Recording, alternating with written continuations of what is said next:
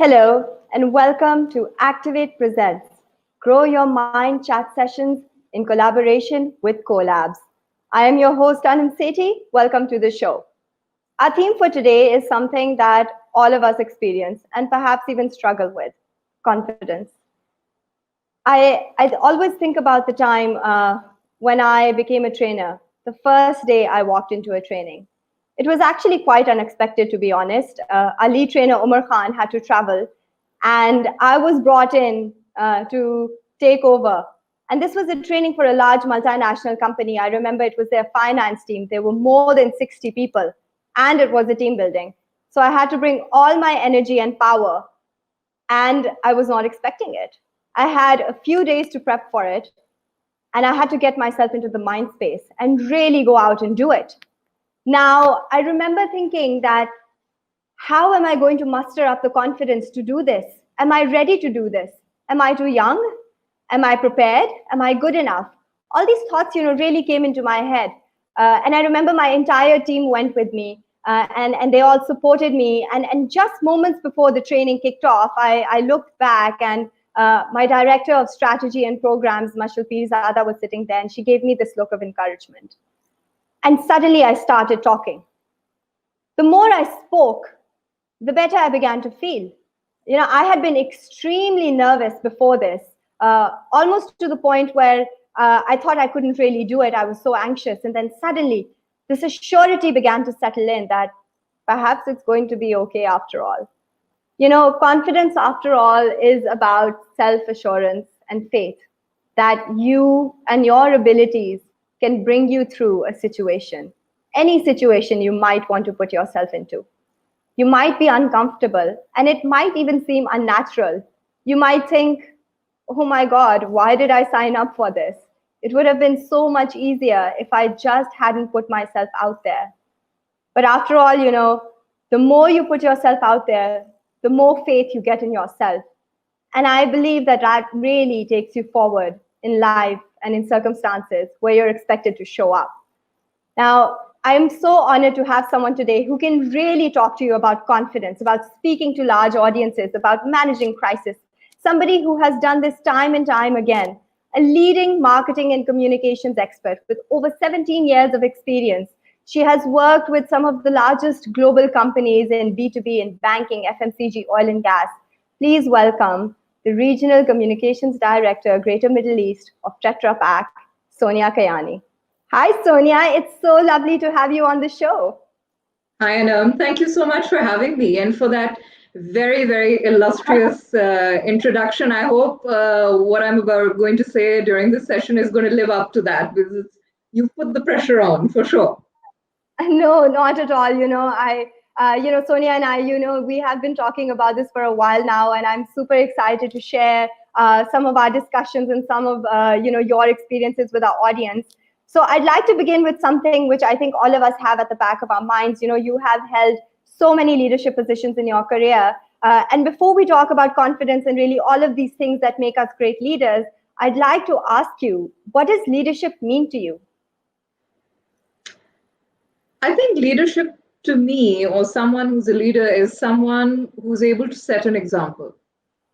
Be that in the way that they work, in the way that they conduct themselves, in the way that they treat people, in their work ethic, anything and everything about them is, and it's someone who inspires you to do better work, to improve upon yourself, someone that you would want to emulate in your professional life. So to me, that is real leadership. And I think one of the things that I mentioned earlier, how you treat people. I think leaders are defined by how they treat people, how they make people feel about themselves. That is what affects people in general. You can have great leaders. I mean, you have many great names that you can think of. Hitler, Genghis Khan. They're all notoriously great leaders, very good military strategists. But what was the impact on people? So I think truly great leaders, ones that you would aspire to be like, are those who put people first, who are respectful, considerate, and compassionate with the way they treat people and with the way they make people feel about themselves, who can inspire others. So Sonia, you've had a long and illustrious career, and leadership has always been a part of your life. At what point in your career do you think that you truly transitioned and manifested this definition of leadership? And how did that come about in your journey? Anam, I'll be very honest with you. I've never really thought of myself as a leader. I still don't particularly think of myself as a leader. I've just always seen myself as a professional who has a goal put in place and who needs to achieve that.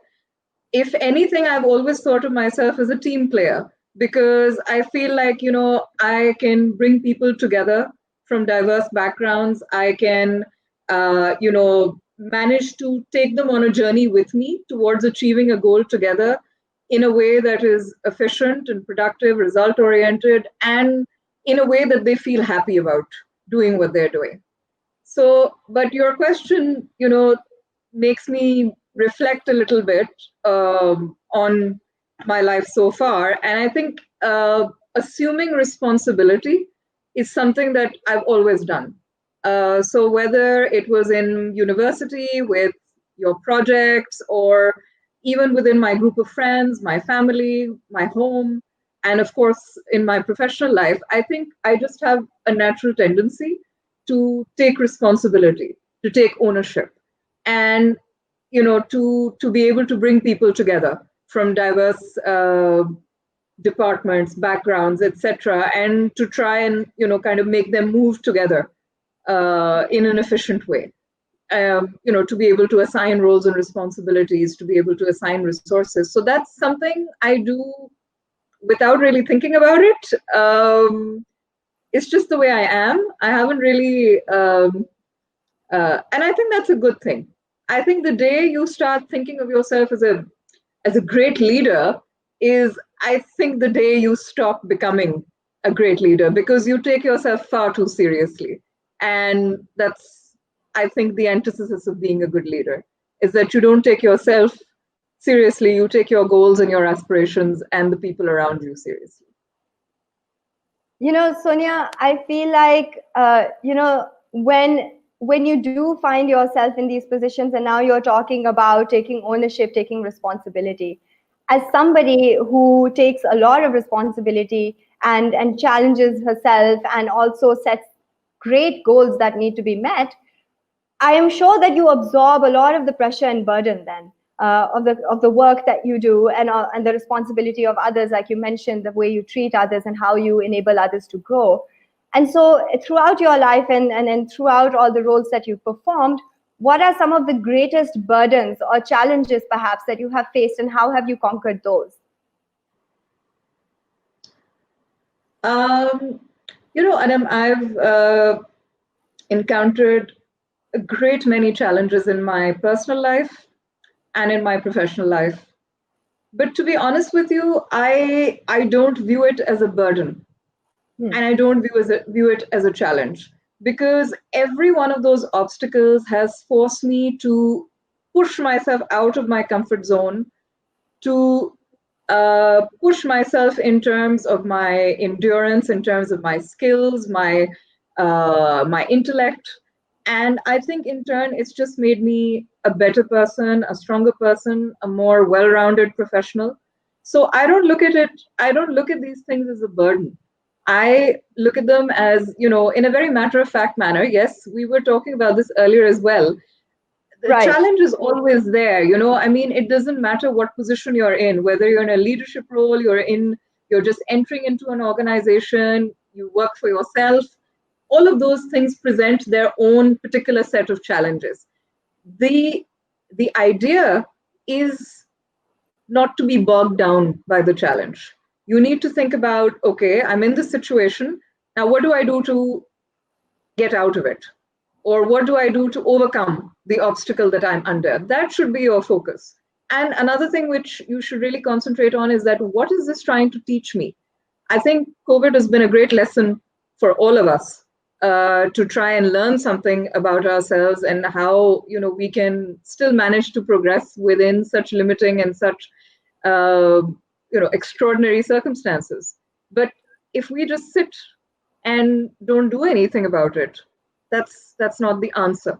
The answer is into trying to find a solution and to try and look at what you're learning from the challenge. That's the only way in which you can still remain positive and that you can absorb the impact or the stress or the pressure that's being put upon you.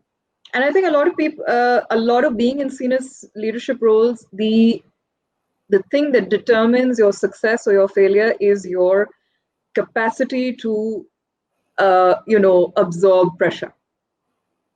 It's how well you do under pressure. So as Henry Kissinger once famously said, a diamond is just a lump of coal that did really well under pressure. So it's really up to you. Do you want to stay as a lump of coal or do you want to become a diamond? So that inevitably determines how you deal with pressure. Sonya, I'm really glad that you brought up that analogy because for our viewers who might not be familiar scientifically, that's exactly how diamonds were made on Earth. Exactly. It was a time when the pressure was so immense that life could not exist, and that pressure, that high heat, the energy, the temperatures are what caused diamonds to be formed in our atmosphere, fall to the ground, and become part of the Earth. And currently, the Earth will never be in a position to withstand that pressure again. But the remnants of that, the diamonds are still here, and here we are enjoying them so much. And so this is, and so looking back at your life, if we sort of take that analogy, can you share a moment in your life where you felt like it's breaking you down or this is too much pressure? And how did you change that situation into a diamond? Perhaps how did you make it better? I think, like I said, there have been several such situations. I've been uniquely blessed by being given lots of challenges in my life. But I think the spirit of never giving up. Right. Giving up is not in my nature. It's not an option for me.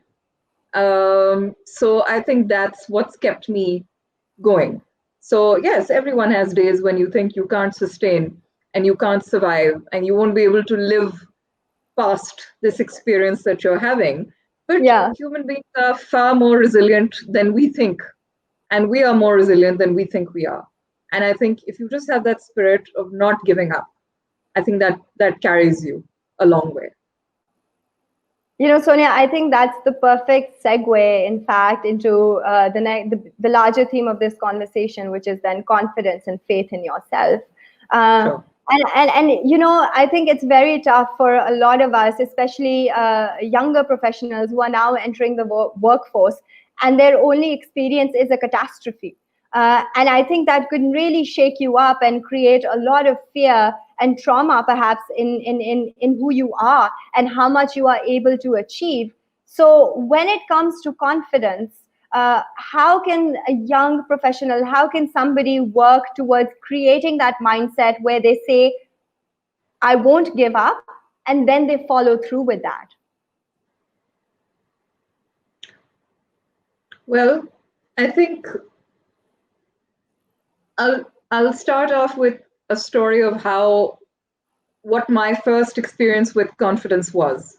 So I was a young girl. I was a small child, in fact, at that point in time. And there was, I don't remember what the event was or whether it was in school or somewhere else where I had to be up on stage. And I wasn't there by myself. I was as part of a team of people, but I was very nervous. And I was very nervous and I couldn't sleep the night before. And my father noticed that I was upset.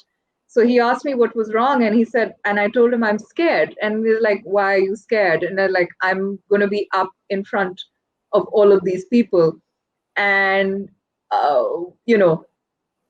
what?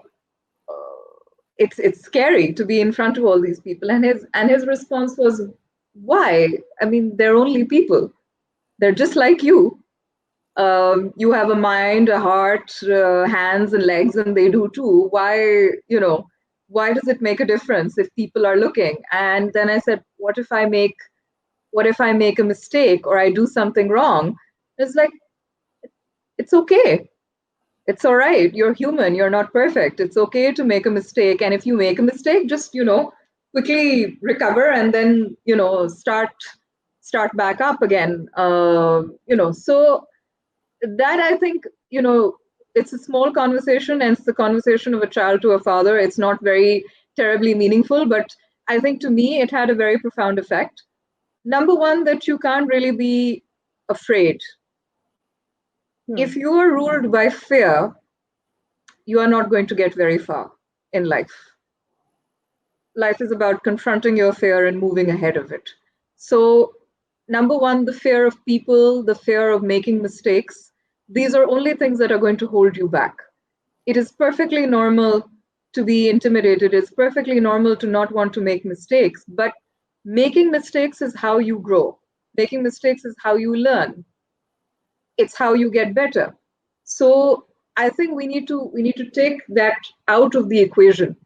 We need to take that fear out of the equation, the fear of standing up in front of people, presenting your ideas, because you have to understand these people who are listening to you were in exactly the same position as you a few years ago. So they're just like you, they're just at a different stage in their lives. So there's nothing to be afraid of, or there's nothing to be intimidated by. So, and of course, if you make a mistake, you can always correct yourself and move on. It's all right. It's not the end of the world. It's not the end of the world. So that you need to get past your fear to inculcate that confidence in yourself. And as you go on in your career, as you achieve things, that confidence builds over time. So Sonia, that is absolutely lovely advice. I think that is also something I can use even now when, we do these shows and we put ourselves out there as trainers in front of real audiences, in front of virtual audiences. And there is always a fear of what if something goes wrong. And I think developing that kind of faith, like you said, that it's okay, like we're all human and it's really not going to be the end of the world. And taking that forward. Now, Vajiha Shafi has a question. I'd just like to take this one before we move on further with this conversation. And Vajiha asks, in your opinion, is it practically possible to balance work life and personal life while being at the top of your career and strive to achieve more in your professional life? So do you think this is something that can be done? I think it's absolutely possible. And there are countless women all over the world who are proving that today. I mean, look at the Prime Minister of New Zealand. She's dealt with a terrorist attack, dealt with a global pandemic, all within the first year of her office, all while expecting a child, while looking after a child. So, I mean, if someone at the highest office in the country, why go far? I mean, Jacinda is a very recent example. Why not talk about Benazir Bhutto? She did it in the 90s when it wasn't even cool to do it. So, right. Exactly. So, I mean, there are countless women who are doing it today.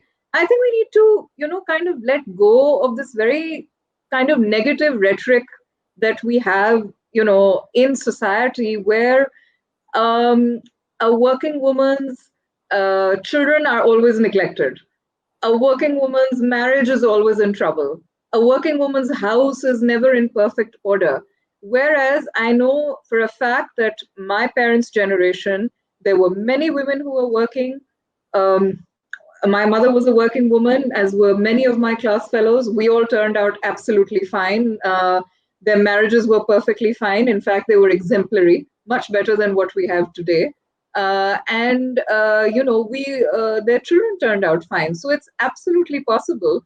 It's a question of prioritizing, being organized, and of course, the support of your family or your spouse or your parents, whoever they are, is of course imperative in that. But even if that's not there, I think it's still possible to do so. I know many women throughout my career who have done it and done it very successfully. So I think it's completely possible. It's difficult, it's not easy, but then anything meaningful is not easy. But it can be done, for sure. Sonia, it's very interesting to hear you say that because the words that you're saying, they're actually very true for someone like myself as well. As a female professional in the industry, there is a lot of pressure, to be able to be the best of both worlds, to be a great professional, to have a fantastic career, and to have a great family life as well. And I think balancing that and so many other things is a very unique challenge to women. Because there is a kind of a push and pull between what you want to do, what you need to do, and all of these things that are burdening you at the same time. I also think, and this is something I think we talked about on the phone, that as a woman, as a female professional, even confidence can sometimes be a challenge for us. It's something that can present itself in a negative capacity. Maybe it can be misinterpreted by the people in our lives, where our confidence is sometimes viewed as a negative behavior pattern. And so what would you like to comment on that? What can you tell us about women who are struggling to find their confidence and wondering if it's okay to even be confident? I think it's very important to address the elephant in the room. Yeah. And that is that whether we like it or not, it is a truth, it is a fact, and it is a fact all over the world, not just in Pakistan, that the same behavior exhibited by both genders are treated unequally. Now, what do I mean by that? I mean, when a man is confident, well, he's just confident. But if a woman is confident, then she's a bit arrogant, right? And similarly, if a man can be assertive, but then a woman is bossy. Yeah. A man is strategic, a woman is manipulative. A man is passionate, a woman is over emotional. So I think I really want to question, why does this double standard still exist? Why are men and women held to different accounts for exhibiting exactly the same behavior? So, our confidence, our strengths, our talents, our skills, they're like a light bulb within us. And they shine from within us. Even if we're not consciously trying to exhibit it, it's something that's within us and people can see. Now, why do women need to dim that light to make others feel uncomfortable? I think it's high time now. We're millions of years into existence on the planet. We're 70 years into this country. I think it's high time that women live their lives unapologetically. We are always, a simple thing. Generally, when you see a woman asking a question, it starts with, "Oh, sorry, could I ask a question?" No, why are you sorry?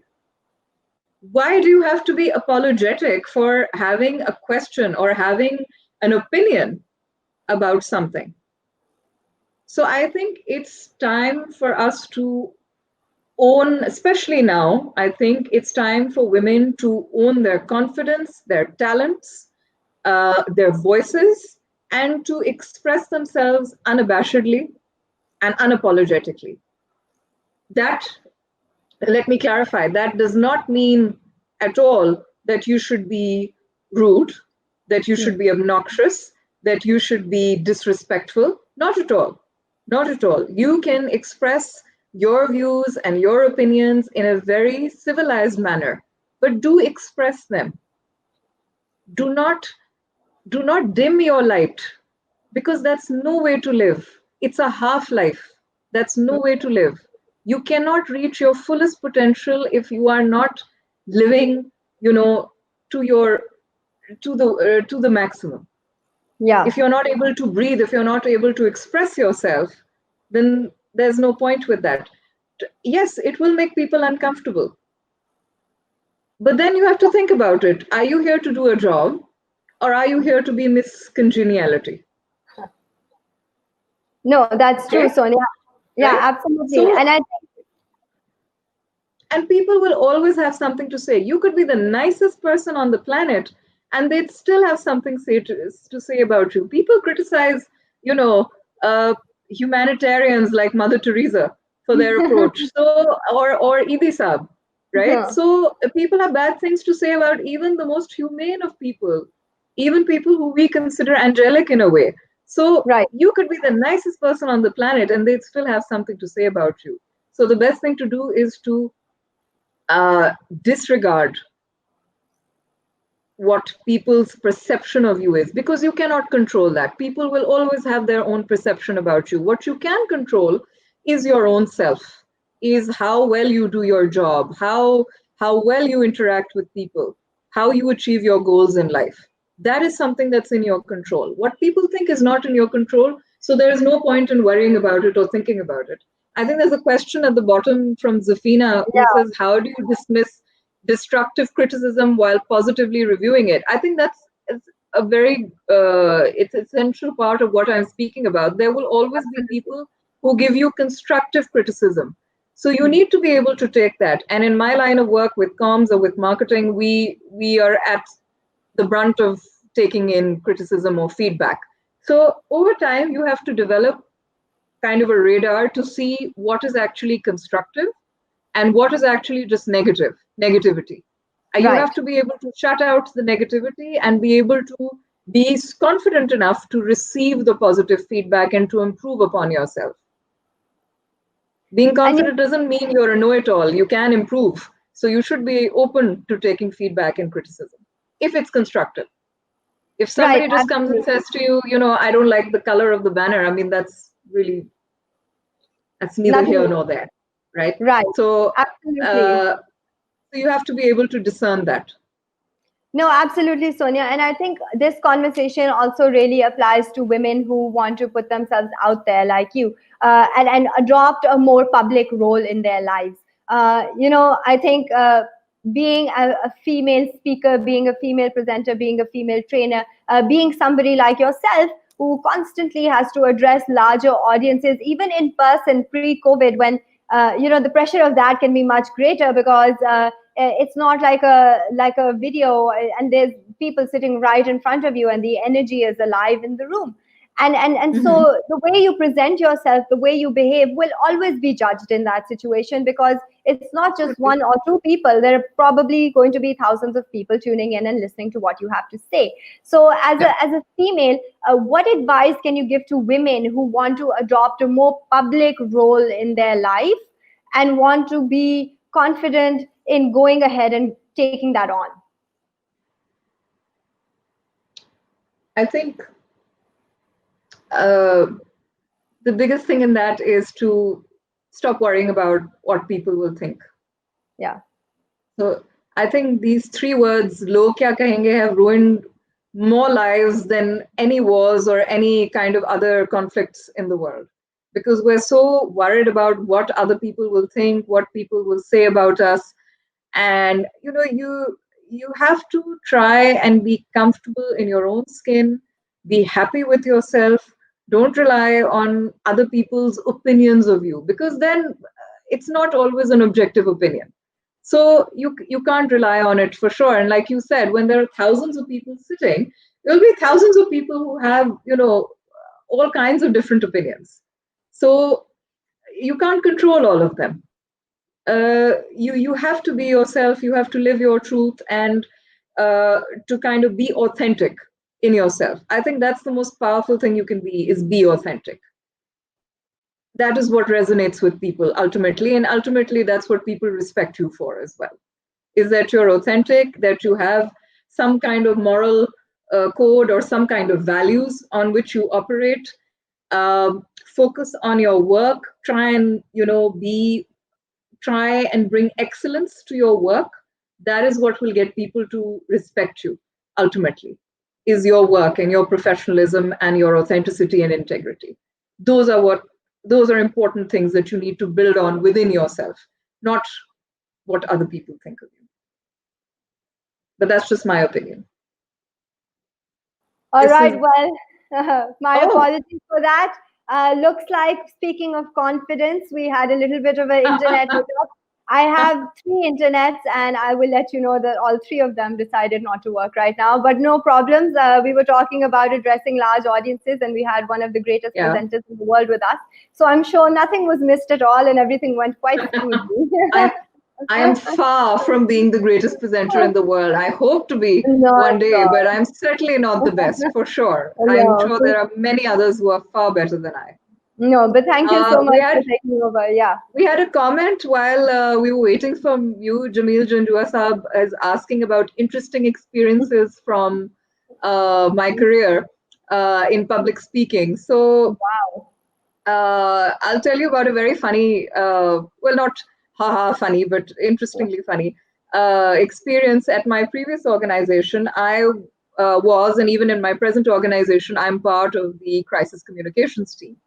And in my previous organization, I was the media liaison officer. And as part of my role, it was my job to speak to the media and the press, etc. And one day we were having a training, a crisis management training, and within that training, a very senior person in the organization, we were preparing statements basically to give to the press about a hypothetical situation that had happened. And a very senior person in that gathering said, "Do you think we should have Sonia, because she is a woman?" And of course, I just like, I mean, how does that figure? Like, no, be speaking to the public, people, you might, it might not be very well perceived because you're a woman, Yeah. and people might not take you very seriously. So at the time, it was a PPP government, and Sherry Rahman was the information minister. All So right. I turned around and I said, I'd really like to see you take that question up with her and ask her whether it's okay for her to speak on behalf of the government, given that she's a woman. Or, and then I went into a string of many other women who speak in public for a living. And I was like, if it's okay for them, so why is it not okay for me to do so? And why does it make you uncomfortable? So, of course, that was the last time that person ever mentioned anything like that again in front of me. But I mean, it just goes to show that there is a double standard which is entrenched very deeply. And it's a challenge for women. I understand, and it's not easy. But shrinking ourselves to make others feel uncomfortable is not the solution. The solution is to be yourself and to be authentic and to speak up for yourself, because no one else will speak up for you as well as you will yourself. Right. So So, you need to. Sorry. yes, go ahead. So, just a few hiccups, but Sonia, I think it's really lovely that you've been sharing your personal experiences with us. I know that our audience has really benefited from you being here today, and and talking about being present and being a public personality and being a part of a larger audience. It really means a lot to us. The last thing that I really want to ask you before we do end the show, and I really hope my internet supports me in this, because I want to hear the answer as well, is, in your personal life, even today, like things are getting tougher, life is getting harder and harder, and our challenges as a nation, as a country, as a society are constantly building on top of themselves. And so, how do you take care of yourself? What are some of the things that you do in terms of self-care and self-development that we could perhaps also adopt in our lives? I think for me, self-development is and I think probably will always be an ongoing process. I always describe myself as a work in progress, or someone who is in the process of evolution. Um, and I just like to keep learning and trying to better myself so I can be the best version of myself. That's my aim. I don't want to be perfect. I just want to be the best version of myself. And I Hmm. think that requires a thirst for learning, an unending thirst for learning, whether it's about culture, whether it's about a certain skill set, anything. But I think the day you stop learning is the day your decline starts as a professional. Right. The day you think you know everything is the day things are going to start going downhill from there. self-care, I'll admit, is a fairly new concept for me. I spent most of my career not treating it as a priority. I'll be very honest. I know it's a buzzword nowadays and everybody talks about self-care, but it's something that I've kind of recently discovered, as maybe recently as maybe 3-4 years ago, that putting your mental and physical well-being first is not anything to be guilty about. It's Right. not wrong. Okay to do that. And whatever you need to do that, it's different for different people. People find great deal of solace in pursuing whatever hobbies they have. uh, they find relaxation in spending time with their families, etc. So whatever it is that gives you that moment of relaxation, that moment of calm. Mm. For me, for the past few years, I think tending to um, my own spirituality, whether it's in the way of praying, whether it's in the way of meditating, whether it's in the way of self-reflection and introspection. I think that has really helped me be a better person. It allows me to identify areas of development for myself, and it allows me to kind of decompress from the pressure of everyday life. Spending time with my mother, 'cause she's really funny, and I love to talk with her and laugh with her and spend time with her. I think that is the best way for me to relieve pressure. But it's different things for different people. But it's important that you do whatever it is that makes you feel better and kind of takes you away from the challenges of everyday life. Okay, so Rafi has a question. What has been the most fun experience for you working across the corporate sector for so many years? Um, Rafi, I'll tell you, it's not one thing that I can put my finger on. I think if you love what you do, which luckily I do, um, every day is a fun experience. Some days less so than others, I'll be very honest. Some days are not very nice. But I think generally I've been lucky to have great colleagues, great opportunities to travel and meet other people that have been the most fun for me, and the most learning I've had is from that. So, but yeah, I enjoy what I do. So every day is enjoyable. All right, well, Sonia, my apologies that the internet storm has gotten the hold It's of okay. all three of my devices, but you've been absolutely wonderful. I think our audience has learned a lot. I have personally learned a lot. Sonia, you and I have been conversing about this for the entire week now, and we've been talking about this, and we've been sharing and discussing, and I think I've learned a lot, and I hope that our audience has also learned a lot from your experience. I want to thank you for coming on the show. And I am so honored and pleased that you have been a part of the gym experience. Not at all. It's absolutely my pleasure, and I hope that somebody found something useful in what I had to say. Thank you so much for having me and for thinking me to be good enough to be here. No, absolutely. Thank you so much for coming, and you're an absolute star, and we are so happy to have you on the show. Thank you. Thank you. Take care of yourself, and God bless you. Allah Hafiz. All right, guys. So as you just saw, we saw a little bit of an inconvenience during the show. Sonia was able to take over and resolve that. And it's funny that it happened during this show because, frankly, I think that was the exact conversation we were having. That as women, sometimes we get so scared that things will go wrong. And this internet problem was always a fear of mine. I really thought that this was something that would happen and ruin a show. But as we can see, I'm still talking to you right now. And we are walking away with a plethora of advice and knowledge from Sonia directly. And so nothing was lost, everything was gained. I really urge you, for this week's gym task, I really urge you to go out like Sonia, like myself, and really put yourself out there. Do something that makes you uncomfortable. Take a risk. Let things fall apart a little bit. It's okay. Because if you're surrounded by positivity, if you're surrounded by good people, you will have the support. You will find somebody to take on the baton. You will find somebody to carry you through, and your message will get across in the end. So don't be scared. Don't let the fear take over. Let's all indulge in confidence. Let's all rejoice confidence in our lives. Let's all make ourselves a little uncomfortable, have a little bit of fun. So thank you for joining in. This is Anam Sethi. Activate presents Gym Chat Sessions in collaboration with Collabs. I'll see you next week.